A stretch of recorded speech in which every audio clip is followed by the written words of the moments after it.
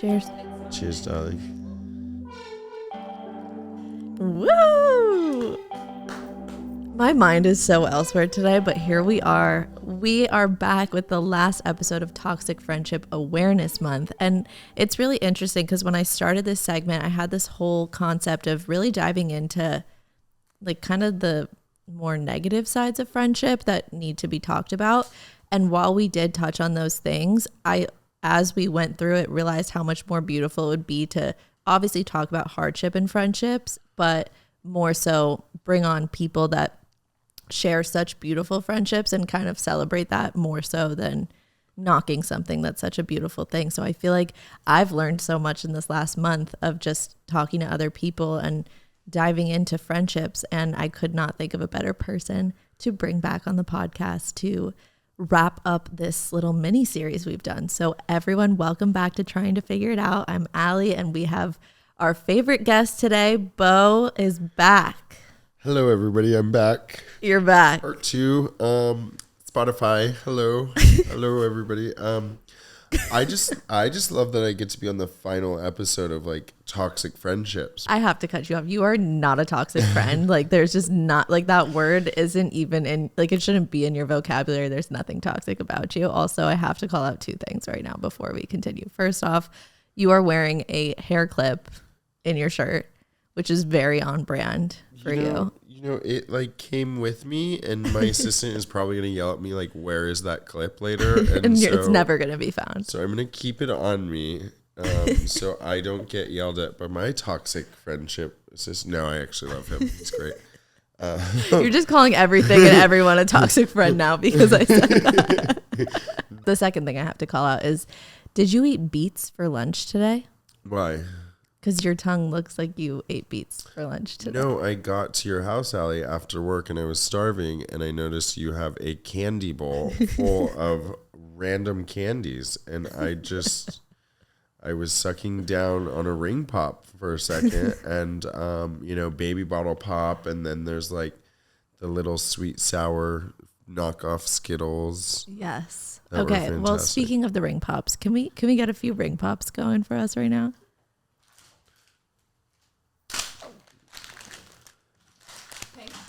I wanted a pink. Well, then give that the blush. Perfect. We're going to do a brief segment of ASMR on the podcast today. We're opening the ring.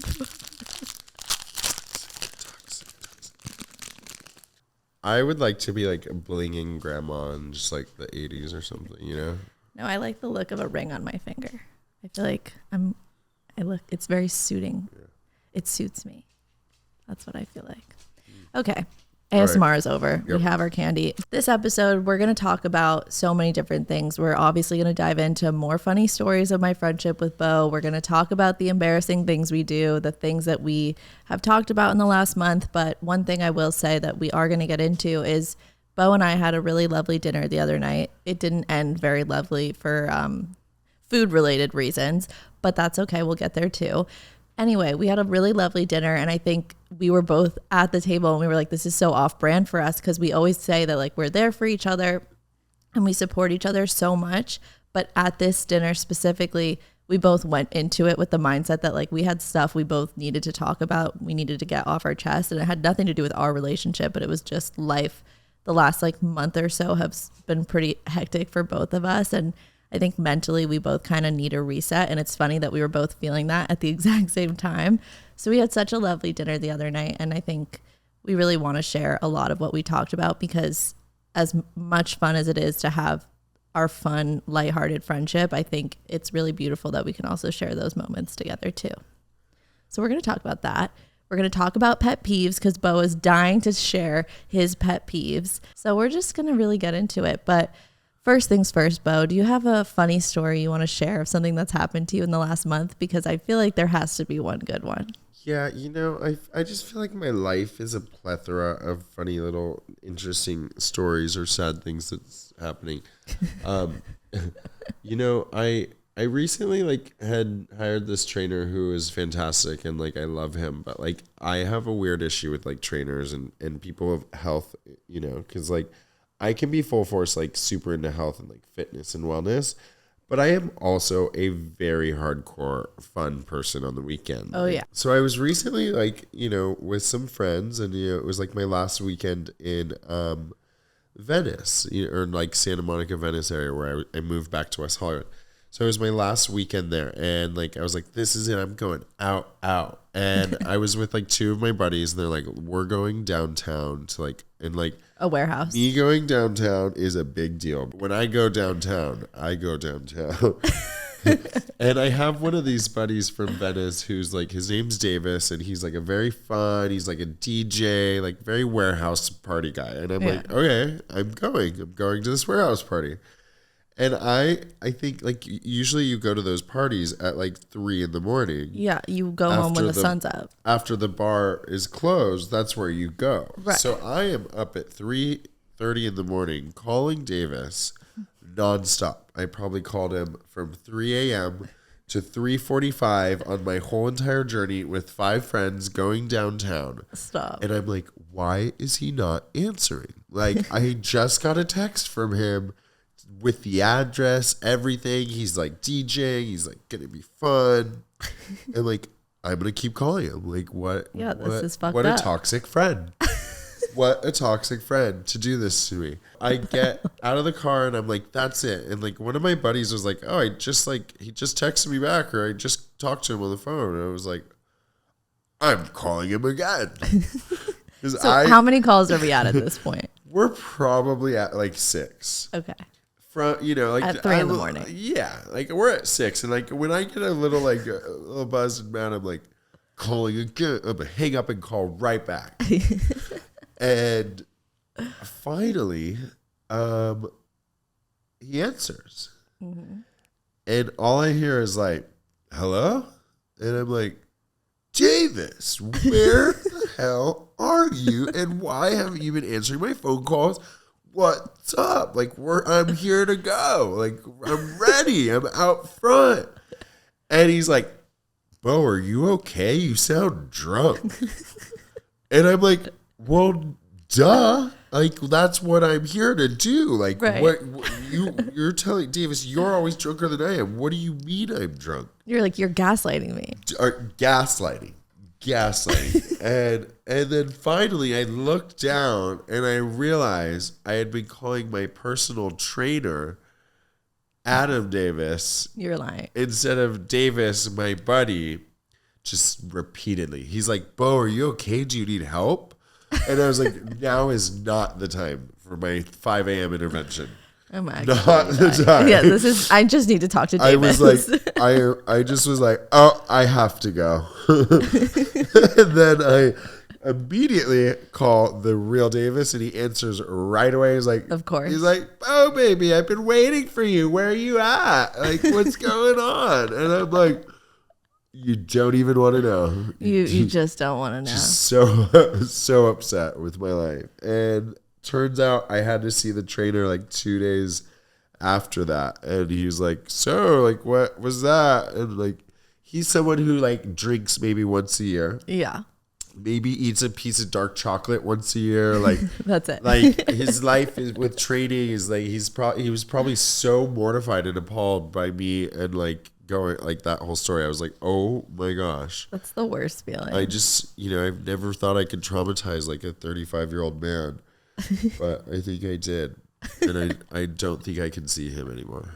Are you going to? No, I stopped. Oh, okay. Yeah. Well, that's fair. Yeah. Bridge might be a little burned. I just, sometimes you let ships sail. All right. Well, that's a good catch-up story, because I didn't know that had happened to you in the last month. So maybe we should now get into our lovely conversation the other night at dinner. We got deep. We don't usually get that deep. But it was simply deep, It wasn't I like agree. It was like we were in the shallow end, but we were like plunged our whole body, and like laid down in the shallow end. Which was quite nice. Where it's like nice. It's where you put your ears in the water and you hear nothing, and you're like, yeah, a whole nother world. That's the best feeling of all time. Beau texted me on Monday and was like, "I need some alley love," and I hadn't seen him in honestly a long time. It's probably like the longest we've gone in a minute. And Beau was like, I need some alley love. Like, I have some stuff I want to talk to you about. And like, I think we should do it in person. And so like immediately I'm like, okay, we need to see each other right now, because I can't like think of waiting longer to hear what he has to tell me. Before I get into our meal experience, I think it's important to discuss what we talked about. And so Beau came to me and was just like, I feel like I need to start setting routine in my life and finding more like healthy balances between work and my social life, and just like find things to look forward to. Because if anyone knows Beau or doesn't know Beau, he is truly the busiest person I've ever met in my life. This man works from 8 in the morning till 8 p.m. every single night. And the days that he has off, he still ends up being so busy with like all the other errands he has to run. I've never seen someone so busy. And so then when he does have free time, the first thing he does is like, okay, I'm going to go out now, because that's the only way I get time to see people and go out with my friends. So Beau kind of came to me and was just like, I need to like figure out a way to like still have a lot to do, but in a way where I'm also doing like productive and like healthy things for me. And so I'll let you take it away from here, but that's kind of the background on it. Yeah, like I think it just felt so nice, like, because sometimes, like, you know, you need to voice that. And like I guess a lot of the stuff I had said, I was just like, you know, I feel like, yeah, I don't do anything productive lately. And I think it's also because I recently just moved. I've literally maxed myself at all capacities, which is very typical. My toxic pet peeve about myself is I always jumble the phrases of things, like maxed my capacities at all level capacities. Like, you do like love to botch a statement. I botch everything. I am like a big botch box. Moral of the story was like, hey, I haven't like seen you in a long time, so it was really nice to just like, oh, I miss you, because I feel like we do jump to each other and like vent out a lot of our, you know, issues or things like that. And yeah, it's like, I just feel like I need to be more creatively productive in certain aspects of my life. I need to limit my schedule in certain ways to allow more time to do good things. Yeah. And I also think having, you know, other things on the books of like for example, I'm going at random to do a like ice, like go-kart ice skating thing on Friday. Where was my invite? I was invited. This seems to happen a lot. You know, by the way, we'll have to talk about this another time. We'll talk toxic. Yeah. Or more just frustrating, but it's fine. But it's like fine. I guess like the example is like having, and you said this to me, like, Beau, I think you need to have more things to look forward to on your schedule that allow you to like have fun. Yeah. And, you know, I am a very social person. Like, I love going out, and I feel like, you know, as much as it is, it's like when you lose that balance, sometimes you have to take a step back and be like, okay, like what can I do to have a fun time, but also like enjoy my Sunday a little bit more rather than being brutally hungover. Right. Like you don't have to go out. You can like do an activity or like go do something that's not involving like your next day feeling like shit. Like I would like to go like to the observatory. I know. I'm down to do that with you. And like I like stars, but like I have to take like a Xanax for that because I get very anxious when I look up and I lose my equilibrium. When you look up at stars, you get anxious? Gosh. Oh yeah. I feel like gravity's going to like just let go and like you're just going to be sucked up. I'm going to have to hold on to something. I like literally lose my equilibrium and I get a little, what is it? Like vertigo-y. Vertigo-y. Yeah. Yes, that's the word. Botch that. Speaking of botching. So when we were at dinner, I said to you, because I feel like at first you were saying that you're doing so much and you're so busy and you have so much on your plate, but you want to fill that, like you want more things to do and more things to look forward to. So I like suggested to you, I was like, I feel like your goal should be to like set the healthy boundaries of like what activities you want to do and like do them because you want to be there. And if that's going out, that's also okay, but find more of a balance between the two.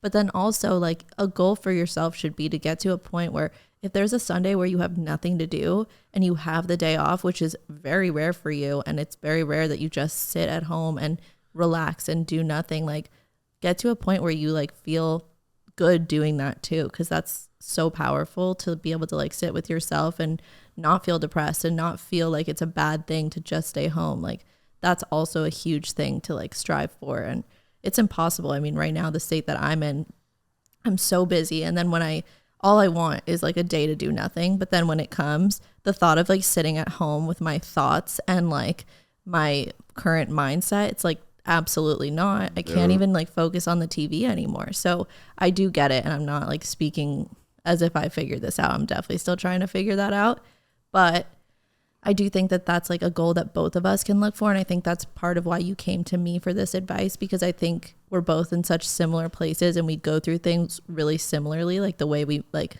carry out our lives when we're going through it is very, very similar. We're both very impulsive. We like to spread ourselves too thin, get way too tired, and then push ourselves way too hard.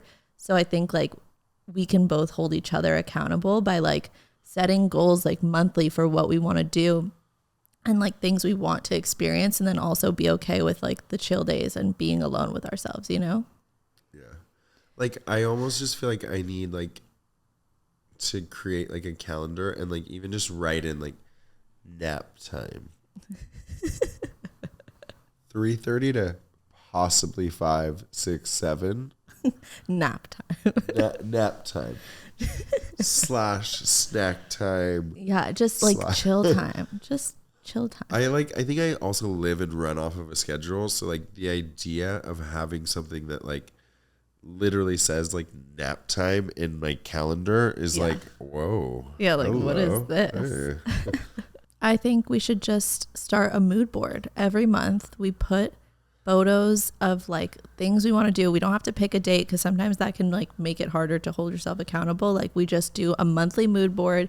We say what we want to do. We pick like a few activities, and then we just like set our mind to it and go. Like, fuck it. Let's be more productive and happy, for God's sakes. I'm so like sick of not being happy. Like, really hit me today. That's why at the beginning of this episode, I was like, I'm not fully in the mindset for this right now, but like I couldn't think of a better guest to have on when I'm having a bad day. And like, I'm honestly glad to be taping on a bad day, because I can't stress enough how much I don't have shit figured out. And this is like a good way to be taping, because I'm having a really shitty day. Like I'm just straight up having a bad day, cried in the bathroom at work, cried in someone else's office at work. Like I didn't have a good day, and like, that's okay.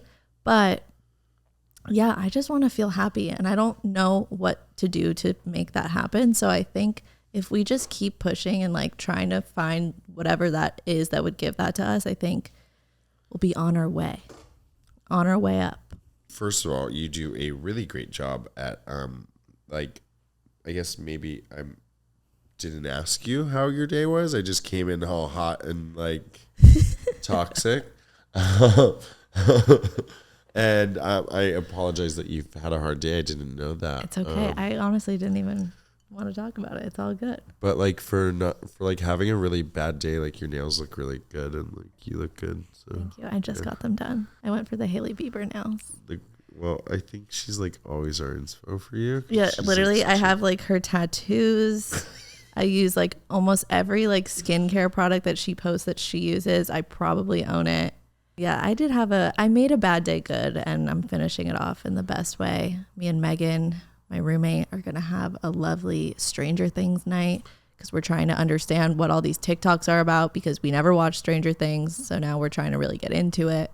I just like need to like know the jokes on TikTok, because it's all over my For You page. Like there's sounds being made from Stranger Things. There's so many jokes being made, and I just like feel like I need to understand them. I actually only remember one character's name. I started it on Monday, and I haven't watched it since then. Millie Bobby Brown? No, 11.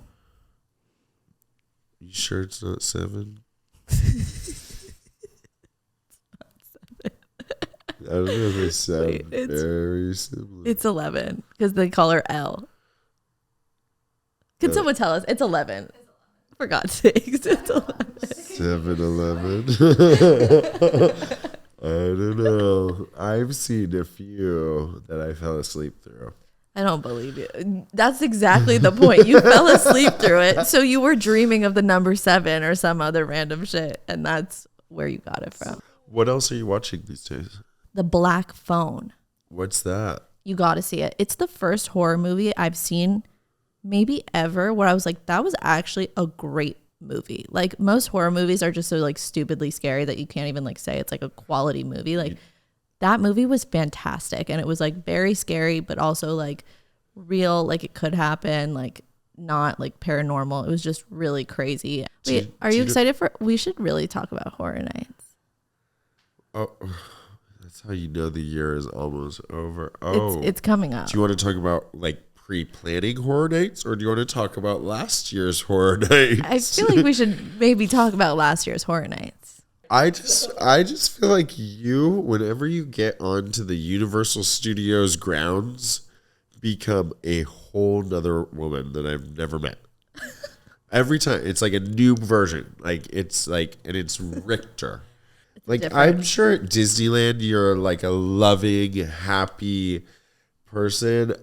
You know, it's a hit or a miss with you at Universal Studios. I just love it there though. I actually count down the days till that day that I get to go to Horror Nights, and it's like then I get there and I'm like, fuck, I was a disaster at Horror Nights. All I wanted, there was one thing I wanted to do. Do you remember what it was? There was just one thing. Wait, I just wanted one the thing. Mummy. You just wanted to ride on the Mummy. Was it you who lost your pass? Because if it was, you're the reason I didn't get to go on the Mummy, just so you know. No, it wasn't me. It was you. It wasn't me. Was you. No, I think it was someone else. No, it was you. So this is really why I didn't get to go on the Mummy, though, because at the very beginning of the night, Beau lost his ticket, and your ticket is your express pass. So when we got to the line at the Mummy, Beau was like, fuck, my ticket's gone. And they're like, oh, if you want to go get a new ticket, you have to go all the way back to the entrance of the park. And if anyone's been to Universal Studios in Hollywood, you have to go down like 8 escalators through the canyon to get down to the bottom part. And so we had just gotten there and we were like, oh, fuck, okay, I guess we have to go get him a pass. So we go. Everyone else in our group stays and rides the Mummy like 3 times in a row. Me, you, and Natasha go to the front again. And then by the time we get back, the ride's shut down. They're like, you can't get on. The line's too long. We're not reopening the rest of the night. Go home. Yeah, you know what? I'll take the full credit. But like no one tells you, hold on to this ticket. It looks like a flimsy little ticket receipt. It is like very flimsy. And I hate it is. I hate random things lost in my pocket. And so honestly, I think I threw it away as we went in because I was like, okay, great. I don't need the receipt. I'm in the theme park. I'm dead. And then so I took you to the Jurassic Park ride. And you know those TikTok videos of like the person on the roller coaster, but they're just like looking at you all serious? Yeah. You know? Was that me? Yeah, except you were shouting out what was going to happen next. You're like, we're going to drop. Oh, a dinosaur's about to fall on our head. Watch out, you're going to get eaten. Here it comes. You know, like. Why do you hang out with me? I'm actually I love it. So I love annoyed. it. There was something vulgar you said on that ride. And I've never heard you speak that way ever in my life. And I was like. I remember what it was, but we can't say it. I don't want to repeat what you said, but everyone around you was like, "Oh, wow, did that girl just? Okay." Oh my God, I'm losing my mind right now. And so you really don't care for the Jurassic Park ride at all, Well, I do, but not when I don't get to go on the Mummy. It's like that's the only fun ride there, and then. You know, I've always just felt like I can't tell if you're Bowie's service animal or Bowie is your service animal. I'm definitely his service animal, but when it comes to like me like crying or having a moment, like I will say he really does know how to comfort me, and he'll always come running. Like he's a very loyal boy. Yeah. So we're going to resort back to our conversation about the night of advice that we gave each other. We were at this restaurant. We had a very deep chat. We were like, honestly, like we weren't really paying attention to the food for most of the dinner, but like we were very excited to try it. So we literally ordered the entire menu. And I kid you not, Like we probably got like 20 nigiris like alone. We got 12 oysters. We got like 4 other like appetizers. We got 2 sushi rolls, miso soups, like so much food, like an insane amount. And by the end, I was kind of starting to be like a little fished out. I'm a newbie to this fish world, and this was like a sushi restaurant that like is very authentic. Like they just use like the fish and the rice and a dollop of wasabi, and that's all you're getting. Like you're not getting ponzu, you're not getting yuzu. Like maybe you'll get some chili flakes or some peppers or like something, but that's really it. So like by the end of the meal, I'm telling Beau like a kind of important story of something that had just happened in my life.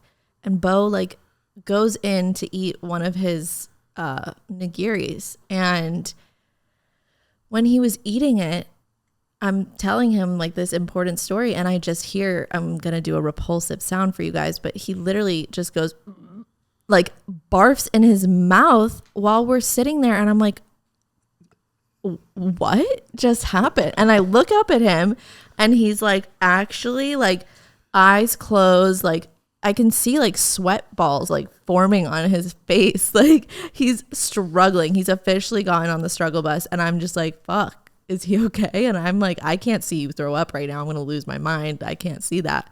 And so, yeah, you can take it from here. What happened next? So I am like, let's just start with like, I feel like I have like a stomach of steel and I can like eat anything at a sushi restaurant. And like, I love being as adventurous and, you know, like I will go to the extremes. Yeah. Like it was, I felt like it was a good spot. Like it is a really renowned, like, you know, a lot of people talk about it. It's fantastic. And presentation was great. Everything was great. I don't know if maybe we just got the wrong fish night. Like maybe it wasn't the right night. Yeah. I don't know what it was, but I literally put a piece of nigiri in my mouth and like one bite in, I just threw it into the napkin. Like, I just felt so bad because like you were really hitting to the depth of like the hard part of your story yeah. and like telling me like your struggle of like what was going on. And I'm like, and you're like, and I'm like, I can stop. And you're like, keep going. It's fine. Like, I'll be okay. Please don't stop. Like, I really need to hear this. And but then it hit me. Like, as I'm telling the story, then all of a sudden I'm like, oh my God, something's happening in my stomach. And I don't know when I need to go home, but I'm afraid that once I need to, I'm going to need to be home in that moment. Like, you know, when like you start a load of laundry and like the laundry machine starts auto sensing the load and it goes, yes. And before it starts to do a full spin, that was our limbo phase. So literally, our stomachs were sensing out what was going to happen. And we actually took a video, and I think we should play it in the episode. There's a video of like us at the end of the dinner when both of us were feeling it. I'm hot and cold. How do you feel? I'm clenching and turtling, and I feel like I'm going to explode when I get home. Do we love this restaurant? Look, I get why people do, but it's not for me. It's just. I was like, I'm not gonna make it right now, and you were like, I'm at the laundry like machine part where like I don't know when it's coming, but it's coming. And I don't know if it's coming up or out or what, down and out, like or both yeah, at the same time. I don't know. Disgusting. This is such a vile conversation, but it was hilarious. Toxic. It was toxic. We have never rushed to say goodbye to each other. Like we could sit at a dinner table for hours, and I was like, all right, bye, see ya, like gotta go. And he was like, bye. And I literally like turned around and he was gone. Like he was just I think left me in the dust. You're really cute because at the end you're like, let me know how your shit goes. And I couldn't tell if you're literally referring to like the shit we talked about or the shit that was about to happen. I fully did say that, and I definitely meant like the imminent shit that was about to occur, but I also obviously meant the more larger scale shit as well. Let me know how your shit goes. I didn't even know if you heard me. You walked away so fast. I didn't think you caught that. All right, let's get into some pet peeves because I know you're dying to talk about more of them. Yeah. I just know you're dying to. What about chewing sounds? I could handle chewing sounds. One of my like really bad pet peeves is the speed that which you eat. Interesting. I feel like there is an appropriate speed of eating and chewing. But if you are like if you are eating and you have to eat so fast and chew so fast, you should probably not be eating at that time. And I hope my assistant doesn't listen to this, but like, for example, like we love to like get sandwiches at lunch, like the little like Jimmy John's, and I will like sit down, I'll have a bite, I chew, I look at my phone, and I look over, and we unwrapped our sandwiches at the same time. He is finishing his sandwich. I finished 3 bites, maybe. Like maybe. Boop, boop, boop, and he's like, you ever watch Scooby-Doo? Yeah. He's like Shaggy on Scooby-Doo, where it's like, and the whole foot long goes down, and it's like in one bite. No joke. Like, I've seen him eat a Chick-fil-A chicken sandwich in 2 bites. I don't know why it just like drives me crazy. And I say to him, I'm like, it's not healthy, right? You know that your body will not digest that if you don't allow your saliva to do part of the work. Oh my God. Your colon needs you to take a break. And I like I get it because I'm a busy guy at the salon and he's running around a lot, but I'm like, Sal, I didn't tell you there's nothing to do out there. Take your time with the chicken sandwich. And I'm like, he's a foodie like me. He loves to eat, but like, enjoy the bites, So those are my pet peeves, like off the bat. But okay. I didn't even know those ones about you. My biggest one, I think, is like when you're in the Uber and like, we all see the stop is on the stop and like botching it again. And just like, sir, you stop at the address. And then when I even say there's a clear spot to stop, right here is perfect.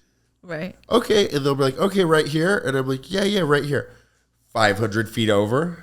Keeps going. 750 feet. 1,000 feet. Sir, are you ever going to stop this vehicle? I am now 5 doors down. Like, it's not where I wanted to go. That is honestly frustrating. The worst is when they drop you off across the street. I'm like, do the U-turn. Oh, I'm like, so no, it's on the other side. And they're like, okay, yeah, we'll get out. And I'm like, no. U-turn. Yeah. U-turn. So, I'm so sorry. It's actually on the other side. Like, just, I love to play like dumb. Like, oh yeah, it's not right here. Huh. Like, I can be like a stubborn like man in certain ways. That's fair though. I mean, like, it is annoying. Pet peeve. When the table at your dinner table is like wobbling. Is wobbly. Oh my God, that's how am I supposed to have a martini? You can't. My martini is not dirty anymore. It is wobbly teeny. Here's a little wobbly, dirty martini. Just like it's like, half empty. It's literally like me just at the club, damn drunk. Should we get really toxic and say what our pet peeves are about each other? I literally don't have one about you. I was going to say, you have to go first because I don't know. I literally don't have one, but I just felt like that could be fun to do, but I don't have one. Okay, so I have a list. No, let me grab my note. Yeah, so I knew you would ask this. I hinted at this. No, I've been waiting for you to ask me this. No, like, and in all honesty, like, I think like it would be really hard to find one. My biggest pet peeve about you is when you're too busy and I don't get to see you for too long. That's literally all I could think of. Okay, I've got one. My biggest pet peeve about you is when you're so focused on everybody else having fun that you don't allow yourself to have fun. All right. That's a fair one. Sometimes you get so caught up in the moment of like making everything perfect that you don't. Very valid. It just irks. It's so annoying. It's just so annoying. It's just so annoying when you don't have fun because you want everyone else to have fun. It's just so annoying. All right, guys, we're going to get into our next round of Alpies 3 with Beau again.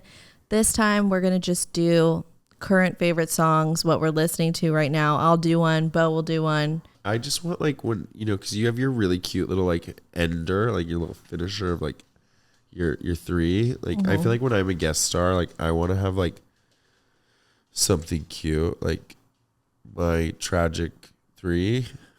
Oh, like your own or segment. my botched 3. Oh, we can definitely do that. All right, I'm just gonna do my own Alpies 3, and then Beau can do his botched statements 3 or whatever he's trying to do. All right, I'll start with "Waiting for Never" by Post Malone, "Soundgasm" by Rima, and "Provenza" by Karol G. Latin music. That sounds like a Super new medication vibey. I saw a commercial for. Well, it's Have probably you talked to your doctor about Provenza? Like, I love that. okay. I'm Did totally you take your Provenza today? Because no, you're so I annoying. clearly didn't. Clearly, I didn't take it. I'm unwell. All right, now give us your 3 most botched statement. Okay, I take it back. I can't have 3. I just need 1. Okay. And like, okay, so like, you know, how people are like, oh, it's just part of the course. Yes. Like someone in my chair was saying that, you know, it's just part of the course, and I was like, it's so par 4. Wait, it is par. Wait, maybe it was the opposite. Maybe I botched it the opposite, and she's like, ugh, par 4. It's par for the course. Par for the course. Oh. See, I was saying it's part of the course.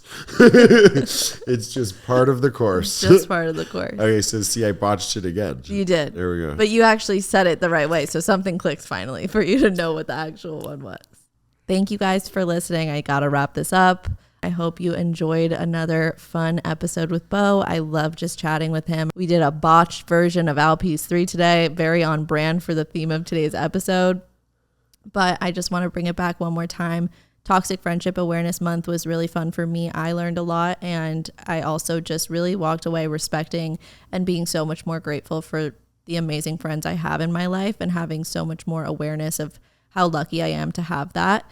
And so having you on couldn't have been a more like obvious way to end this entire mini series. You are so special to me and so fun, and I just love you so much. So thank you guys for listening. We'll be back next week with another episode. We have a very special guest. Good boy Noah is going to be joining us, and I can't wait for you guys to hear about him. And yeah, thank you for listening, and I love you so much, Beau. You're the best. I love you.